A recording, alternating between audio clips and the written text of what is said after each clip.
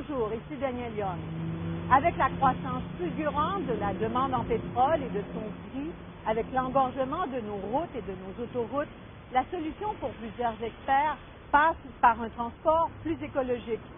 Alors que le gouvernement du Québec priorise le TGV, un autre groupe voudrait ressusciter une technologie révolutionnaire imaginée il y a 20 ans par le physicien Pierre Couture, le monorail suspendu à moteur roue. Véritable pionnier dans le développement du moteur roue au Canada, le Dr Couture et Hydro-Québec ont mis fin abruptement à leurs travaux de recherche en 1995.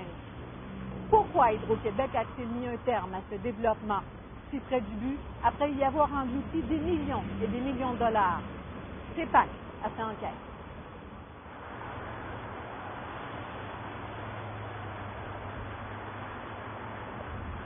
C'est l'heure de pointe sur les autoroutes 40 et 20 entre Montréal et la ville de Québec. Le trafic s'intensifie. Les bouchons de circulation sont monnaie courante. Imaginez maintenant un monorail suspendu dans les airs à moteur roue inversé, filant à 250 km/h, reliant Montréal à Québec en moins de 60 minutes, au-dessus du trafic. Une idée folle, irréalisable? Pas pour Jean-Paul Marchand. L'ancien député du Bloc québécois, résident de Québec, est parti en croisade pour faire connaître cette alternative au TGV. Il a même donné un nom à ce monorail, le Trans-Québec, pour train rapide électrique national suspendu.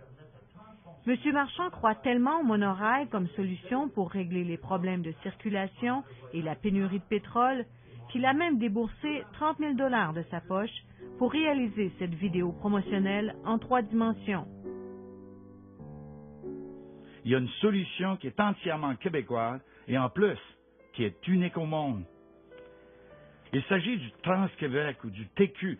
Comme vous pouvez le voir, ce n'est pas un train ordinaire avec sa dizaine de wagons que le. Il s'agit plutôt d'unités de transport, chacune motorisée par 16 moteurs roues roulant sur un rail de fer suspendu par une infrastructure d'environ 10 mètres de hauteur, ou 30 pieds si vous voulez. L'infrastructure est un pylône d'acier ancré dans une fondation de béton à quelques mètres dans le sol, avec au sommet une ferme ou une structure qui soutient les deux rails, l'un de chaque côté. Le promoteur du Trans-Québec a commencé à parcourir la province afin de vendre ce projet à des investisseurs potentiels et de le faire connaître au grand public. Très peu connu, il suscite néanmoins de l'intérêt. Combien, imaginez-vous, de voitures pourraient partir de Québec pour Montréal, par exemple? Combien qui vont être dans les airs à la fois?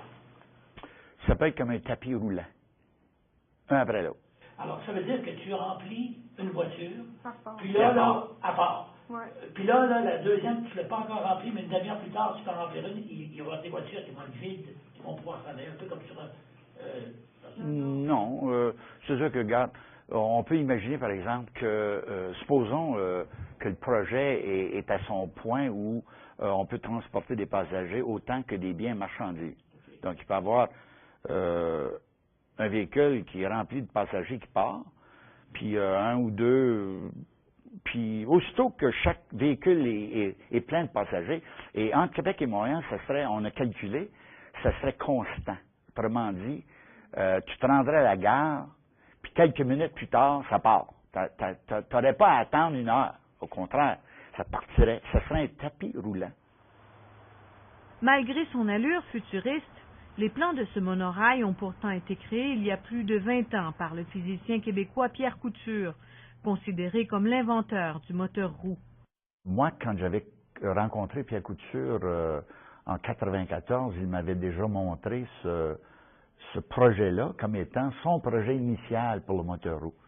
C'est le projet qui s'adapte le mieux, qui a le moins de variables, par exemple, d'application. C'est moins compliqué que d'appliquer le moteur roue à une voiture. Une voiture, c'est beaucoup plus compliqué, ça exige beaucoup plus d'éléments, alors que pour un véhicule de ce genre, c'est plus simple. Et ça m'avait beaucoup intéressé à l'époque, mais malheureusement, il n'y a pas eu beaucoup de développement depuis, et donc je trouvais qu'on ne pouvait pas passer à côté d'un projet d'une telle ampleur, d'un tel potentiel. Ben, ça me fait bien plaisir d'être avec vous autres aujourd'hui. c'est sûr qu'avec une audience de futurs ingénieurs, un auditoire de futurs ingénieurs, ben, c'est encore plus stimulant. Alors, comme c'est assez rapide ce qu'on a comme temps, je vais y aller sans plus tarder et commencer par vous rapidement survoler la crise de civilisation qui nous motive à changer nos comportements. Pierre Langlois croit aussi au projet de monorail à moteur roue. Il est physicien.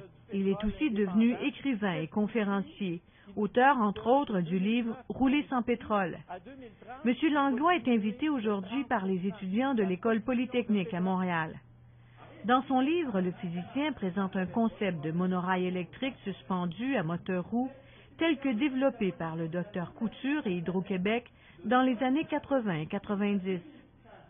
Comme Jean-Paul Marchand, Pierre Langlois bataille depuis quelques années pour que les décideurs adoptent ce projet écologique, plus adapté à nos hivers et porteur, dit-il, de développement économique pour le Québec. Le physicien estime que le monorail suspendu à haute vitesse, actionné par des moteurs roues, comme ceux qui devaient équiper la défunte voiture électrique d'Hydro-Québec, est beaucoup plus économique et plus réaliste qu'un TGV. Dans son livre, il soutient que cette technologie coûterait 3 à 5 fois moins cher qu'un TGV. Beaucoup de gens qui parlent du TGV présentement. C'est une solution intéressante. J'ai vécu en France, je peux vous dire que c'est très agréable de voyager en TGV. Mais comme on va le voir, pour le Québec, puis même pour d'autres endroits, ce n'est pas idéal nécessairement dans un contexte économique difficile. Qu'est-ce qu'on a comme alternative? Bien, le même inventeur, Pierre Couture, qui a inventé le moteur roue, il a conçu un monorail suspendu à moteur roue qui peut aller, selon lui, à 250 km/h et on l'installe entre les voies d'une autoroute. Donc, pas d'expropriation, okay? Comme on va le voir. Alors, c'est quoi la différence entre les deux? Bien, essentiellement, c'est qu'on a seulement 60 passagers ici pour la navette.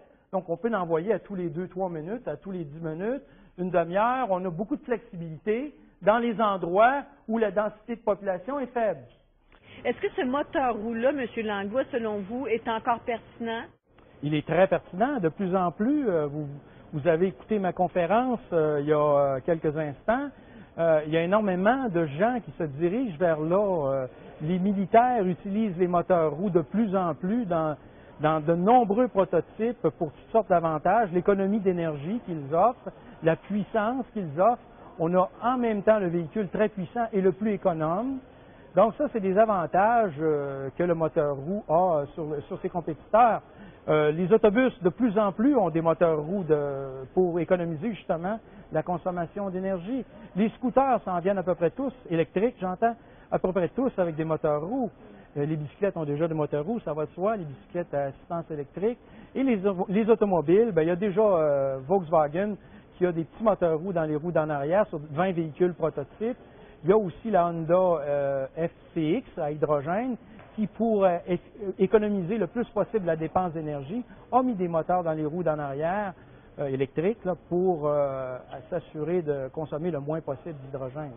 Le TGV prend 8 minutes pour atteindre 320 km/h et à peu près l'équivalent pour arrêter. Tandis que le monorail à moteur roue prend 20 secondes. On pourrait le faire en 10, là, mais disons que ça ne serait pas trop confortable. Donc 20 secondes, c'est à peu près le décollage d'un gros avion d'un aéroport, tu sais, pour atteindre une vitesse de 250 km/h. Alors, si on fait le calcul, on regarde que Québec-Montréal, compte tenu de ces temps d'accélération-là, le TGV prendrait 56 minutes, alors que le monorail, lui, prendrait 60 minutes. Ben, 4 minutes de différence, c'est pas si pire que ça. Mais là, c'est pas tout. Si on arrête à Drummondville, là, le TGV, il est loin en arrière. Là. Le monorail arrive avant à Montréal. Alors, monter les côtes, est-ce que c'est possible? Bien sûr que non avec un TGV.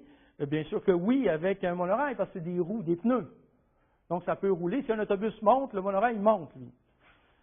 Alors, intéressant. Donc, ça veut dire qu'on peut traverser les montagnes, ça ne coûte pas cher. On n'est pas là à payer des ponts, des tunnels, des ponts, des tunnels, là. Cette technologie de moteur roue a été inventée dans les années 80-90 pour le compte d'Hydro-Québec par un physicien québécois gradué de l'Université Princeton, Pierre Couture. C'est à lui et son équipe que l'on doit, entre autres, la première voiture expérimentale révolutionnaire équipée de moteurs roues électriques très performants à la fin de l'année 1994. La Chrysler Intrépide a été présentée à la presse le 1er décembre 1994. M. Couture a également imaginé ce concept d'un train suspendu, propulsé par des moteurs roues et pouvant aller à très grande vitesse. Mais il n'a jamais vu le jour, tout comme les autres projets du groupe de traction Couture. Les travaux de recherche du réputé ingénieur à l'Institut de recherche d'Hydro-Québec, l'IREC, ont cessé abruptement en 1995, dans la controverse, 18 mois avant la fin des travaux, sans que cette technologie avant-gardiste ne soit commercialisée par TM4, l'entreprise constituée par Hydro-Québec pour mener le système Couture au marché. Pierre Couture démissionne alors avec fracas. Après avoir englouti plus de 66 millions de dollars dans la recherche, Hydro-Québec tire la plug. Pourquoi ces travaux prometteurs et tous les prototypes ont-ils été abandonnés? Que s'est-il réellement passé? C'est une question assez complexe, j'imagine, qui fait intervenir toutes sortes de dimensions, pas seulement technologiques. C'est difficile à expliquer, d'ailleurs, c'est ce que je dis dans mon livre, c'est une décision très difficile à expliquer parce qu'on avait un cheval gagnant, il y avait un potentiel de milliards de dollars par année, l'équivalent, sinon plus, que les bénéfices d'Hydro-Québec présentement. Il y avait beaucoup de choses là, de notre côté, au niveau économique, au niveau scientifique. Et là, du jour au lendemain, on a décidé de couper le projet en deux, sous prétexte qu'il fallait économiser l'argent du public, ne pas dépenser inutilement l'argent du public. Mais on ne va pas couper un projet en deux quand on est dans une course technologique de cette nature-là, puisqu'on avait annoncé en Californie déjà ce qu'on faisait au niveau du moteur roue. Donc, les autres compagnies étaient au courant. Comment vous expliquez alors que Hydro-Québec, en 1994, a cessé le développement du moteur roue, si vous dites que c'était révolutionnaire déjà à l'époque et que ce l'est encore aujourd'hui? Ils ont fait une gaffe monstrueuse pour des raisons que je ne comprends pas, là, remarquez bien. Moi, je n'étais pas là, je n'étais pas présent, mais ce qu'on sait, c'est qu'ils ont voulu vendre l'invention de Dr. Couture contre son gré, parce que lui-même était opposé. Ils ont changé le programme de développement, ils ont coupé les investissements dans sa recherche, ils ont réorienté la recherche sur des secteurs que Dr. Couture trouvait ridicules. Donc, tout ce cafouage-là a fait en sorte qu'ils ont perdu, donc, Dr. Couture, ils ont perdu sa confiance, pour ainsi dire. Puis en plus, les Américains, on pense que c'était General Motors à Détroit. Les Américains ne voulaient rien savoir d'un moteur roue. Si vous suivez un peu l'histoire de la voiture électrique, les Américains, jusqu'en 2004, se sont opposés à tout développement de voitures électriques. En Californie, si vous voyez le documentaire Who Killed the Electric Car, vous allez voir comment en Californie, on avait quand même des milliers de voitures électriques qui fonctionnaient très bien, les gens en voulaient, puis General Motors a réussi à renverser la loi et ils ont détruit toutes les voitures électriques à l'époque.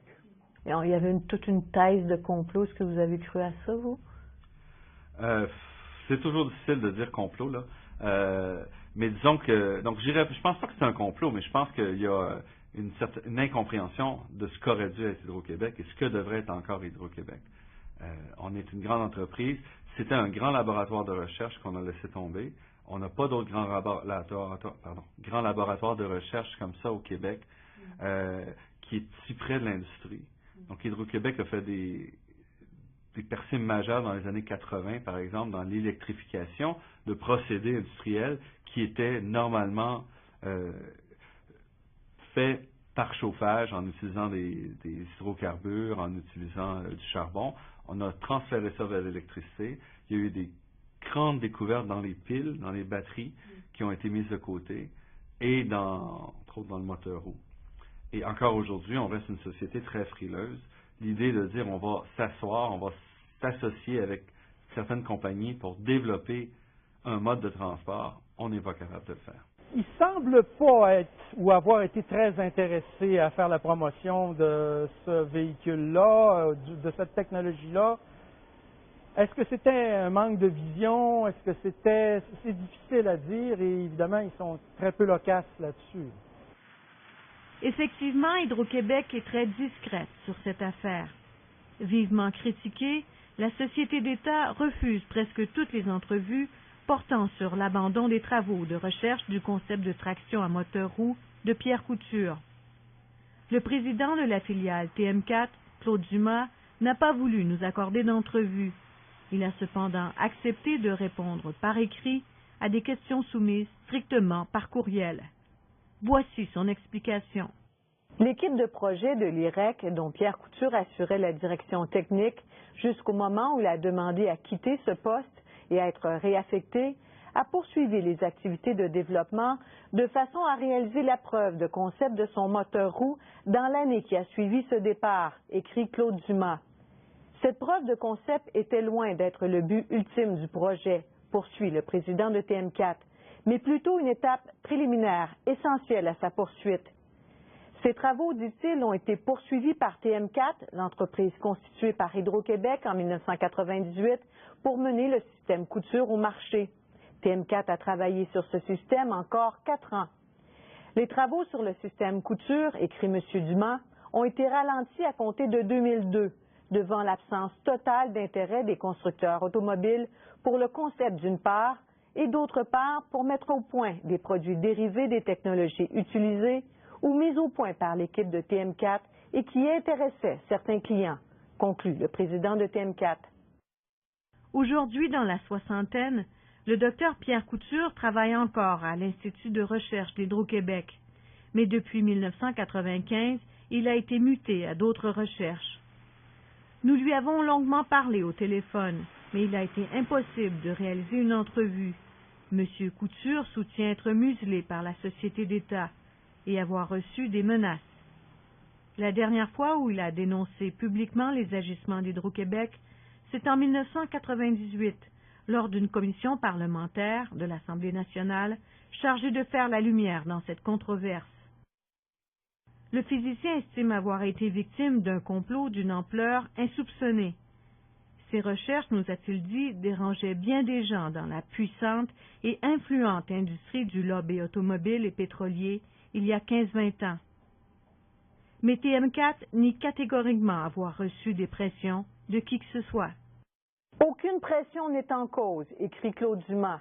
Seul l'insuccès commercial du concept Couture a amené TM4 à mettre l'accent sur des produits dérivés du moteur roue, comme d'autres sortes de moteurs roues et d'autres sortes de moteurs et de générateurs, conclut le président de TM4.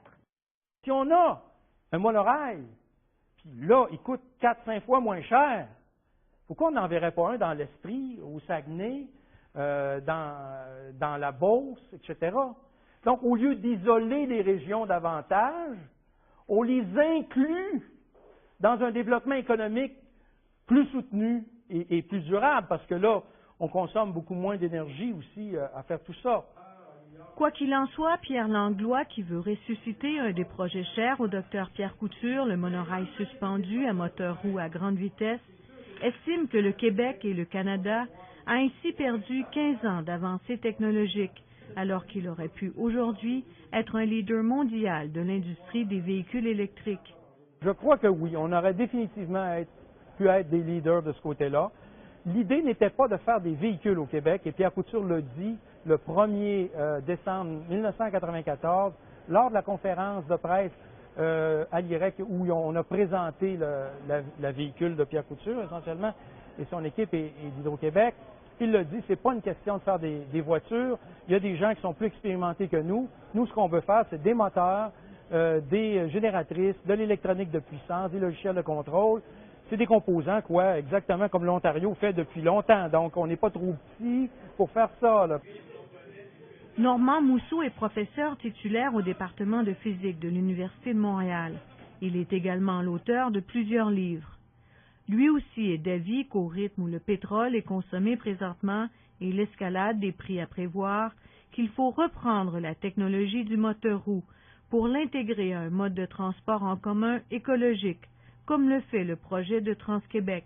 Honnêtement, vous y croyez, vous, à la possibilité de voir un monorail suspendu rouler un jour au J'y Québec? crois parce que c'est technologiquement faisable, c'est technologiquement supérieur, et pas juste technologiquement. Donc, l'avantage de ça, c'est qu'on pourra l'étendre plus facilement. Donc, plutôt que d'avoir simplement Montréal, Québec, peut-être un arrêt sur la rive sud ou la rive nord, on pourra avoir à ce moment-là des monorails qui vont faire rive sud, rive nord, qui vont relier tout ça de manière automatique, rapide, avec un transport beaucoup plus élargi. Donc, on pourra venir à Montréal et peut-être aller à Laval ou aller à Saint-Jérôme. Donc, on pourra desservir une population beaucoup plus grande.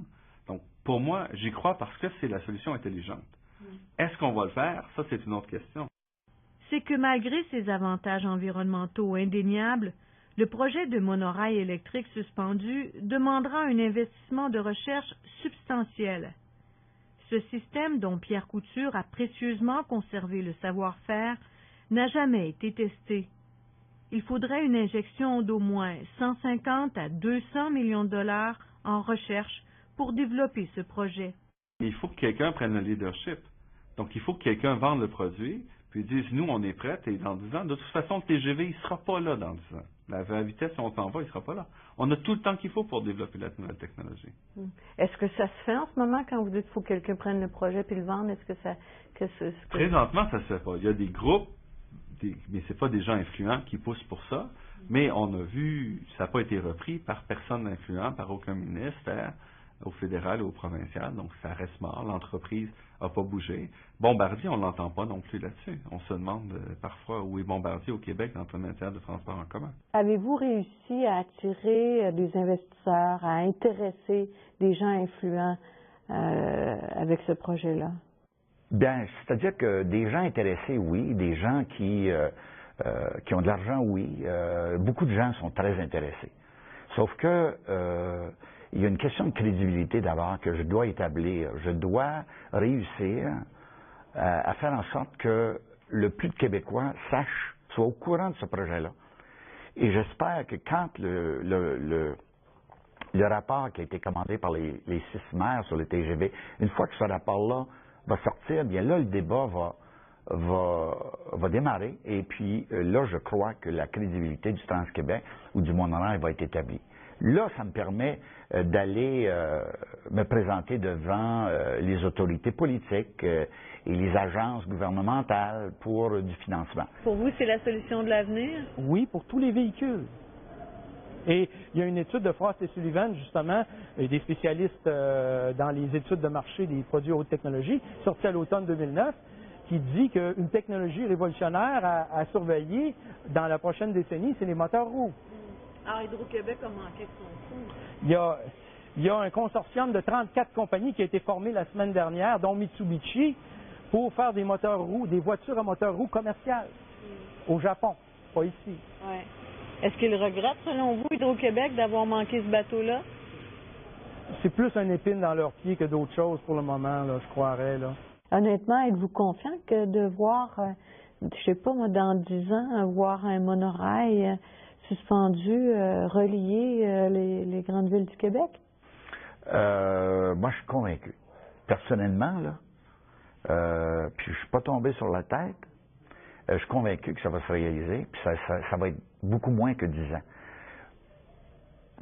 Moi, je trouve qu'une fois que le premier 30 millions va être mis sur la table pour qu'on commence à bâtir l'équipe de recherche, à partir de ce moment-là, le monorail va être réalisé dans 5 ans. Une chose semble sûre, Hydro-Québec et sa filiale TM4 ne seraient pas associés à ce projet. La société d'État, qui développe maintenant des véhicules à moteur roue central, ne croit plus au concept de traction de Pierre Couture, mais elle continue de croire en l'avenir du moteur roue. Oui, dit Claude Dumas. À preuve, TM4 en a fait et vendu et a aussi eu des discussions avec des clients qui envisageaient la fabrication de véhicules de niche avec de tels moteurs.